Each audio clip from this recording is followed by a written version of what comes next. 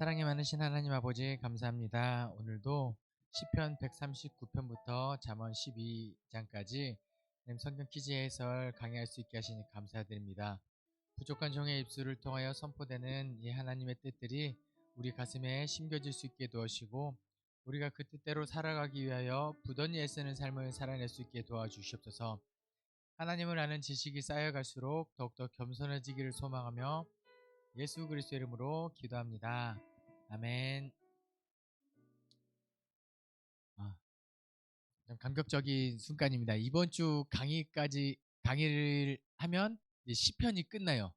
이제 시편이 150편이 긴 책이 언제 끝나나 그리고 싶었는데 더 하고 싶은 얘기가 많고 나누고 싶은 구절들이 많은데 그것을 뒤로 하고 이제 이번 주로 시편 강의가 끝나고 그 다음 이제 목요일부터는 잠언 통독하시게 될 거예요. 그래서 잠언 1장부터 12장까지 또 우리가 나아가는데 그 안에 담긴 하나님의 지혜와 지식을 많이 발견하고 우리가 어떻게 하면 지혜롭게 하나님의 뜻대로 살아갈 수 있는지 부단히 애쓸 수 있었으면 좋겠습니다. 그럼 1번 문제 바로 강의하겠습니다. 내가 주께 감사하옴은 나를 지으심이 심히 땡땡이라 주께서 하시는 일이 기이함을 내 영혼이 잘 아나이다. 정답은 기묘하심, 기묘함인가요? 기묘하심인가요? 기묘하심이라. 예, 정답이죠. 기묘하심. 예전 개역 한글판에서는 신묘막측하다 뭐 이게 더 뭔가 예전에는 더 어감은 다이나믹했죠. 더 이렇게 기묘하고 이해할 수 없는 미스테리 뭐 이런 느낌이 있었는데 뭘까요? 하나님께서 우리를 지으셨는데 우리의 몸과 마음이나 뭐 이런 것들이 사실 60억 인구라면 60억이 또 다 다르고 그런데 그 하나님께서 어떻게 그렇게 아름답게 창조하셨고 어떻게 하셨는지 그 하나님이 되게 기묘하다. 알 수 없다. 이런 의미를 담고 있죠. 그런데 이 시편 139편을 잘 묵상해 보시면은 이 하나님이 어떤 분으로 표현되고 있냐면은 나를 잘 아시는 분. 그래서 우리 들어보셨을 거예요. 시편 139편 찬양. 나보다 나를 잘 아시는 주님, 내가 주를 떠나 어디로 가겠나이까. 이렇게 꺾어주죠 마지막에. 네. 근데 여기서 이 제가 불러드린 찬양의 가사가 그대로 시편 139편에 나와요. 그런데 너무 재밌는 건 뭐냐면 내가 주를 떠나 어디로 가겠습니까? 라고 하는 거예요. 하나님께서 나를 너무 잘 아시고 내가 새벽 날개를 치며 저 바다 끝에 가고 어디 산에 가고 어디 하늘에 있어도 하나님께서 거기 계시고 있기 때문에 나를 잘 아시는 분이 온누리에 계신다 이 고백이잖아요. 그런데 어디에나 하나님이 계신 그 하나님의 속성이 부담스러울 때는 언제일까요? 맞아요. 내가 죄를 지었을 때 아담이 범죄하고 처음에 어디 숨죠? 왜 나무 뒤에 숨잖아요. 근데 의미가 있어요?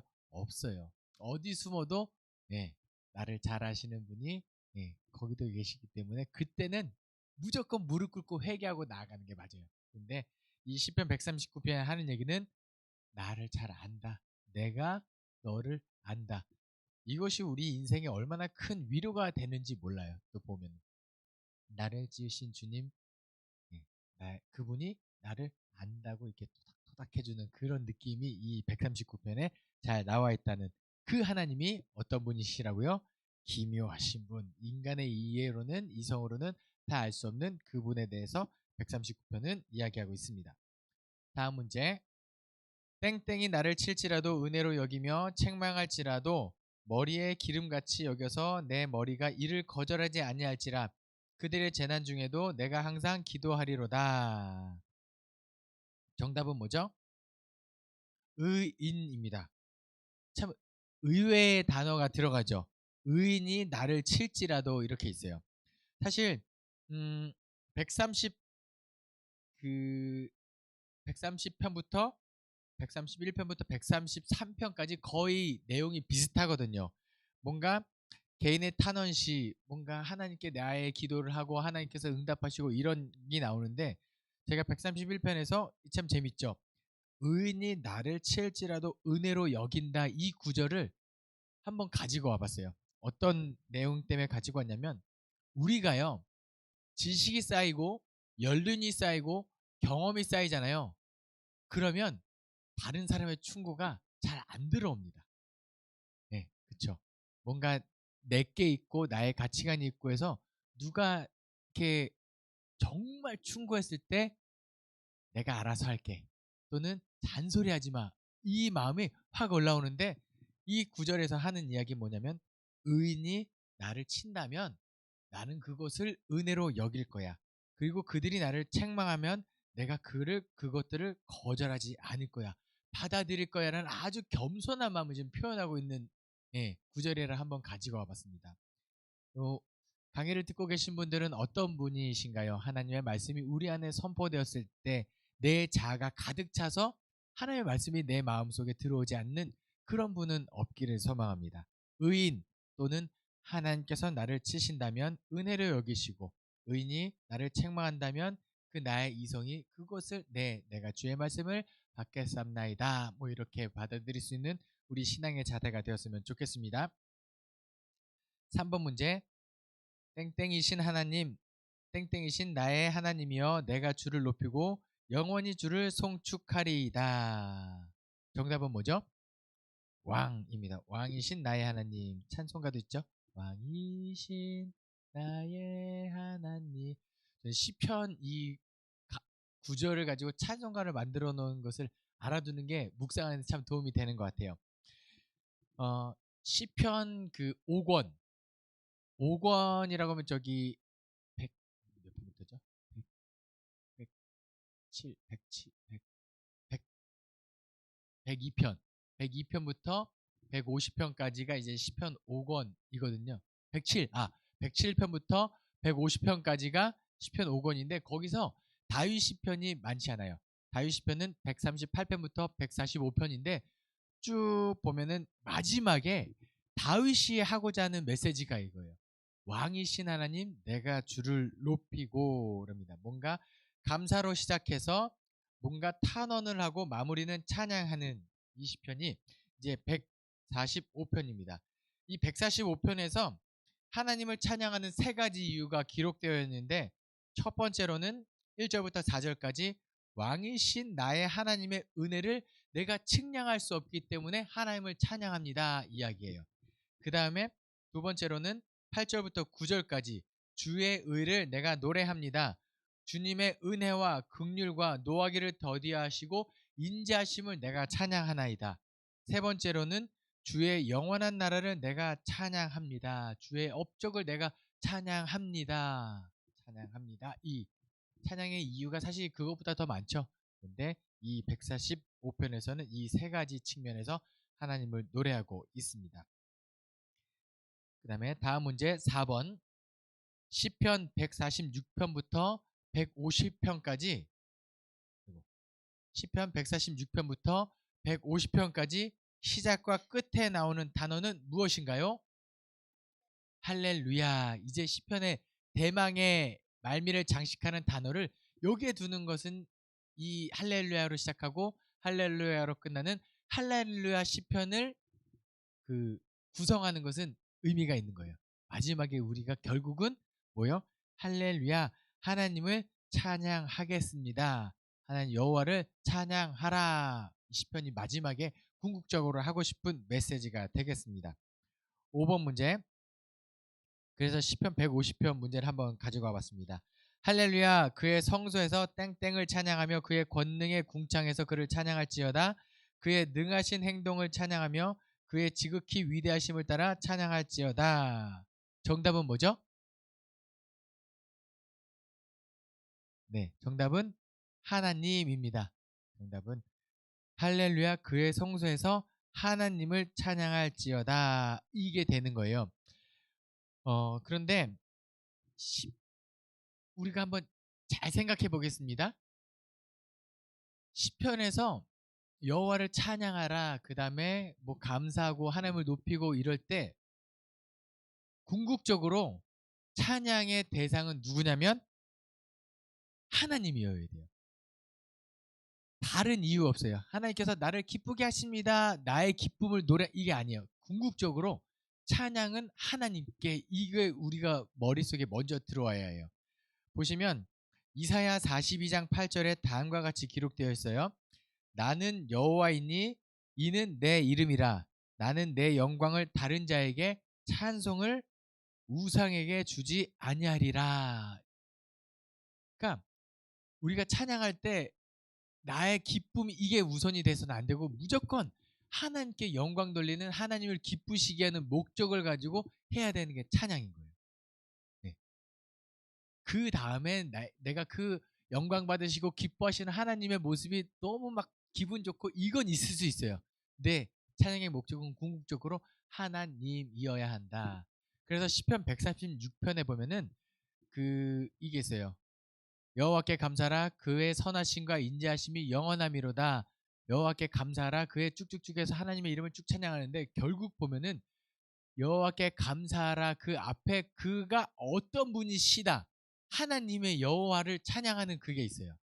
그래서 우리가 찬양할 때 기억해야 할 것은 찬양은 하나님께, 찬양은 하나님께, 홀로 영광 받으실 분 하나님께. 그리고 130 시편 150편 말미에 뭐라고 기록되어 있냐면 호흡이 있는 자마다 여호와를 찬양할지어다. 호흡이 있는 자마다 여호와를 찬양할지어다 라고 한다면 이 두 가지 의미가 있죠. 첫 번째는 살아있는 모든 것들이 하나님을 찬양해야 한다.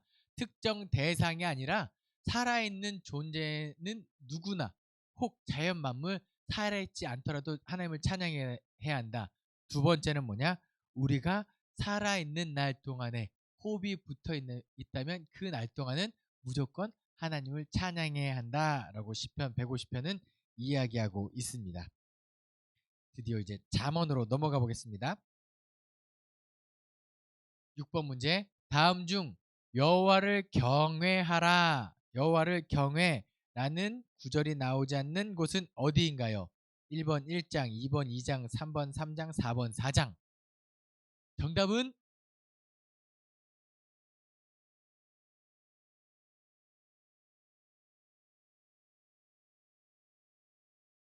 네, 정답은 4번입니다. 네, 이 문제 어렵죠. 혹시 나중에 이런 문제가 나오면 스마트폰에서 여호와 경외 딱 검색하세요. 그럼 여호와 경외가 나오면 쭉 나올 거예요. 그 중에 잠언 4장이 없다 그러면 그때 찍으셔도 괜찮습니다. 예. 우리는 지금 물론 이게 찾는 것도 좋고 한번 다 쭉 통독하면서 없었구나 하고 넘어가면 가장 모범생이겠지만 우리가 일단 퀴즈 문제 맞추는 게 목적이다 하시는 분들은 그런 방법도 있다는 거 말씀드립니다. 제가 왜 지금 이 문제를 냈냐면요. 잠언은요. 주제를 찾는 문제로 뭔가 낸다 그러면 굉장히 어려운 책이 잠언이에요. 예. 왜냐면 많은 격언들이 쭉 들어와 있거든요. 그런데 그 격언과 격언 사이에 뭔가 유사점이라든지 뭔가 연계성을 찾는다고 하면은 없는 경우도 많아요. 그러니까 티끌모아 태산이다. 아니 땐 굴뚝에 연기 나랴. 두 개 다 속담이에요. 우리에게 좋은 삶의 지혜를 주는 속담들이 있는데 두 속담 가운데 어떤 연계성을 찾으라 하면은 찾을 수 없거든요. 그런데 그럼에도 불구하고 누군가 이 지혜의 잠언의 대부분을 차지하고 있는 솔로몬에게 그래도 당신이 많은 지혜의 말들을 했는데 우리가 어떻게 이거 다 기억합니까? 기억 못해요. 뭔가 하나 기준을 제시해 주십시오라고 한다면 잠언이 말하고 있는 핵심 주제는 여호와 경외라는 거예요. 좋은 말들이 쭉 많은데 다 몰라요. 그런데 내가 지금 하고 있는 행동이 하나님을 경외하는 행동인지 아닌지 그것으로 판단해라. 그래서요. 잠언을 구성을 살짝 성경책으로 한번 보겠습니다. 1장부터 9장까지는 누구의 잠언이냐면 다윗의 아들 이스라엘 왕 솔로몬의 잠언이라라고 1장 1절에 기록되어 있는데 그것이 그 솔로몬의 첫 번째 잠언이 1장부터 9장까지 이어져요. 그리고 10장부터 22장까지는 솔로몬의 잠언 2가 되는 거예요. 22장 16절까지 솔로몬의 잠언 2. 그리고 22장 17절부터 24장 22절까지는 지혜자의 글들, 솔로몬 아니고 나머지 또 똑똑한 사람들 많을 거 아니에요. 그 지혜자의 글들이 22장 17절부터 24장 22절까지, 그리고 24장 23절부터 34절까지 지혜자의 글들 2. 그다음에 마지막에 25장부터 29장까지는 또 솔로몬인데, 이건 히스기야 왕 때 편집된 묶어진 솔로몬의 지혜의 말들이다, 이렇게 보시면 되겠어요. 근데 가만히 보면은 이 5 묶음으로 되어 있는 잠언의 첫 번째와 끝에 다 어떤 말이 나오느냐, 1장과 9장에 여호와 경외가 나오고요, 10장과 22장에 여호와의 경외 나오고, 22, 24, 그 다음에 25, 29에 여호와 경외가 계속 나옵니다. 예, 편집의 의도가 있는 거예요. 그 각 모든 글들 처음과 끝에 여호와 경외가 다, 처음에 끝에 없는 장이 있나? 그리고 어쨌든 이 5 묶음에 다 여호와 경외를 다 넣고 있다라는 거 우리가 기억하시면 좋겠습니다. 그래서 잠언의 핵심이 뭐다? 여호와 경외. 예. 다음 주 강의에 대한 예고를 하나 드리도록 하겠습니다. 다음 주 강의 때는 잠언과 전도서를 비교해서 그 핵심 주제가 무엇인지 한 번 더 말씀드리도록 하겠습니다. 이렇게 하면 또 궁금하고 듣고 싶고, 네, 그러시겠죠? 네. 다음 문제, 7번 문제. 땡땡 같이 길거리에서 부르며 광장에서 소리를 높이며. 정답은 지혜가 길거리에서 부르며 광장에서 소리를 높이며입니다. 뭔가 지혜의 의인화죠. 지혜가 우리를 부르는 거예요. 야! 네. 오지혜는 아니겠죠. 네. 지혜가 우리를 길거리에서 부릅니다. 지혜가 뭔가 말을 내고 있는 거예요. 사람처럼 말을 하고 있는데, 이 지혜는 이렇게 의인화됐지만 하나님이 우리를 부른다라고 해석해도 무방합니다. 그러면 길거리에서 부르는 지혜가 그 하나님이 어떠한 목적을 가지고 우리를 부르느냐, 그 글을 잘 보면 회개를 촉구하는 내용입니다. 와서 회개해라, 회개해라. 길거리에서 지혜가 우리를 부르는데, 하나님이 우리를 부르는데 그 메시지가 회개를 촉구하는 내용이다. 우리 머릿속에 띵 하고 떠오르는 신약의 장면이 하나 있으면 좋겠어요. 예수님께서 이 땅에 오셔서 처음으로 선포한 메시지, 회개하라, 천국이 가까이 왔느니라. 네. 어쩌면 예수님께서도 이 구약 성경을 알고 이 지혜가 우리를 부른다, 이제 회개해라, 회개해야 할 때다, 어쩌면 이 장면이 예수님 머릿속에 있지 않았나, 이런 생각도 저는 한번 해보았습니다. 그런데 중요한 건 뭐다? 지혜가 우리를 부르는데 무엇을 위해 부른다? 회개해라 라는 거. 하나님의 부르심 앞에, 그 회개를 촉구하는 하나님의 간절한 부름 앞에 우리가 무릎 꿇고 겸손하게 응답할 수 있었으면 좋겠습니다. 다음 문제. 내 아들아, 나의 땡을 잊어버리지 말고 내 마음으로 나의 명령을 지키라. 정답은 뭐죠? 법입니다. 법. 네.